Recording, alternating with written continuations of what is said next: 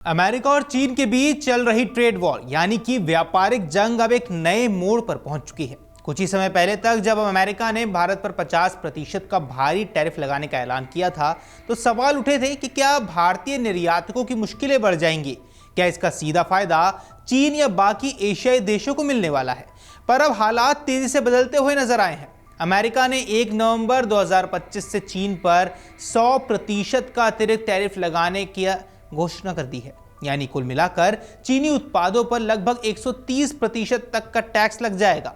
यह कदम अमेरिका ने तब उठाया जब बीजिंग ने रेयर अर्थ मटेरियल के निर्यात पर सख्त नियंत्रण लागू कर दिया है। वे ही मटेरियल्स जो अमेरिकी रक्षा, इलेक्ट्रिक वाहनों और क्लीन एनर्जी उद्योग के लिए बेहद जरूरी है। तो ऐसे में अब सवाल उठता है कि क्या इस बदले माहौल में भारत के लिए नए अवसर खुल रहे हैं। क्या भारत अब इसे आर्थिक प्रतिस्पर्धा में खुद को अमेरिका के भरोसेमंद व्यापारिक साझेदार के रूप में पेश कर पाएगा। नमस्कार, आप देख रहे हैं अमर उजाला और मैं हूं आपके साथ साहिल सुयान।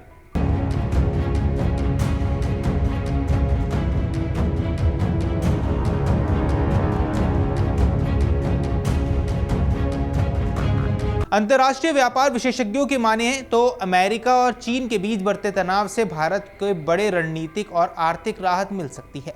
पहले जब अमेरिका ने भारत पर 50% का टैरिफ लगाया था तब चिंता थी कि भारत की निर्यात प्रतिस्पर्धा घट जाएगी। लेकिन अब जब चीन पर 100% का अतिरिक्त टैरिफ लगाया गया है तो अमेरिकी बाजार में चीनी उत्पाद महंगे और कम प्रतिस्पर्धी हो जाएंगे।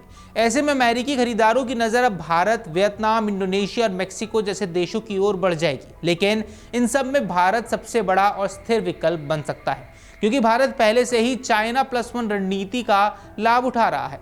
भारतीय निर्यात संगठन के महासंघ यानी कि FIEO के अध्यक्ष SC रल्हन का मानना है कि चीन पर मोटे टैरिफ के बाद मांग का रुख भारत की ओर मुड़ सकता है। उन्होंने बताया कि भारत ने 2024-25 में अमेरिका को लगभग $86 अरब मूल्य की वस्तुएं निर्यात की थी। अगर चीन पर अब और कड़े टैरिफ लगते हैं तो ये भारत के लिए बड़ा अवसर हो सकता है। ऐसे में अब समझना जरूरी है कि कौन से सेक्टर इस नई स्थिति से सबसे ज्यादा लाभ कमा सकते हैं। भारत के लिए कपड़ा, pharma, engineering, goods, chemicals, James and jewellery, auto components और इलेक्ट्रॉनिक्स जैसे क्षेत्र प्रमुख दावेदार हैं। एक कपड़ा निर्यातक के अनुसार जब चीन के उत्पादों पर 100% टैरिफ लगेगा तो अमेरिकी बाजार में भारतीय वस्त्रों की मांग ज्यादा बढ़ जाएगी। इससे भारत को निर्यात में नई ऊंचाइयां मिल सकती हैं। खिलौना निर्यातक मनु गुप्ता भी इसे सकारात्मक प्रतिक्रिया दे रहे हैं। उनके मुताबिक अब हमारे पास अमेरिकी खरीदारों को आकर्षित करने का मौका है। टैरिफ बढ़ने से मूल्य समानता आएगी और हमें निष्पक्ष प्रतिस्पर्धा का मौका मिलेगा। साथ ही उन्होंने ये भी बताया है कि अमेरिकी रिटेल दिग्गज टारगेट जैसी कंपनियां पहले ही भारतीय उत्पादकों से संपर्क कर चुकी हैं। यानी सवाल यह है कि क्या भारत अब अमेरिका के स्टोर्स की नई मैन्युफैक्चरिंग हब बन सकता है। थिंक टैंक GTRI यानी कि ग्लोबल ट्रेड रिसर्च इनिशिएटिव के मुताबिक अमेरिका इस समय चीन पर इलेक्ट्रॉनिक्स, कपड़ा, जूते, सोलर पैनल और घरेलू उपकरणों के लिए अत्यधिक निर्भर है। अगर चीन से आयात महंगा होता है तो इन उत्पादों की कीमत अमेरिका में बढ़ जाएगी। इससे अमेरिकी कंपनियां वैकल्पिक स्रोतों की तलाश करेंगी और भारत उनकी पहली पसंद बन सकता है। भारत पहले से ही इस दिशा में मजबूत स्थिति है। 2024-25 में अमेरिका लगातार चौथे वर्ष भारत का सबसे बड़ा व्यापारिक साझेदार बना रहा है। दोनों देशों के बीच $131.84 बिलियन का द्विपक्षीय व्यापार हुआ, जिससे भारत का निर्यात हिस्सा लगभग $86.5 बिलियन था। यानी भारत का कुल निर्यात का 18% और कुल व्यापार में 10.7% योगदान सिर्फ अमेरिका का है। ऐसे में सवाल यह है कि क्या ये प्रतिशत आने वाले वर्षों में और ज्यादा बढ़ सकता है। क्या भारत अमेरिका की चीन निर्भरता खत्म करने में मददगार बन सकता है।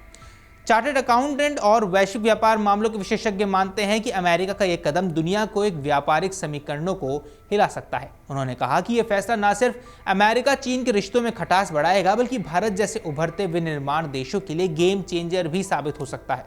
उनके अनुसार भारत पहले से ही मेक इन इंडिया और आत्मनिर्भर भारत जैसी नीतियों के जरिए उत्पादन बढ़ाने पर ध्यान दे रहा है। अब अगर भारत अपनी सप्लाई चेन, पोर्ट कनेक्टिविटी और लॉजिस्टिक इंफ्रास्ट्रक्चर को मजबूत कर लेता है तो यह अवसर भारत को वैश्विक स्तर पर नई ऊंचाइयों पर पहुंचा सकता है। पर क्या भारत तैयार है? क्या हमारे बंदरगाह, हमारी सड़कें, हमारी उत्पादन इकाइयां अमेरिकी मांग को पूरा करने के लिए पर्याप्त सक्षम है? यह भी बड़ा सवाल है। भारत के लिए मौका जितना बड़ा है उतनी ही ये परीक्षा भी है। अमेरिका का ये कदम सिर्फ एक व्यापारिक नीति नहीं बल्कि वैश्विक आर्थिक पुनर्संरचना का संकेत भी है। अगर भारत इस समय अपने निर्यात इंफ्रास्ट्रक्चर में निवेश नहीं करता है तो ये अवसर सिर्फ संभावना बनकर ही रह जाएगा। कई अर्थशास्त्रियों का मानना है कि भारत को इस मौके का फायदा उठाने के लिए कुछ कदम तुरंत उठाने होंगे, जैसे कि निर्यात प्रक्रियाओं को सरल बनाना होगा ताकि छोटे और मध्यम उद्योग भी अमेरिकी बाजार तक पहुंच सके। लॉजिस्टिक लागत को कम करना, जो वर्तमान में चीन की तुलना में कई ज्यादा है। फ्री ट्रेड एग्रीमेंट्स यानी कि FTA पर अमेरिका और यूरोपीय देशों के साथ बातचीत को तेज करना और मैन्युफैक्चरिंग जोन में कर रियायतें और तेजी से अनुमानित प्रणाली को लागू करना।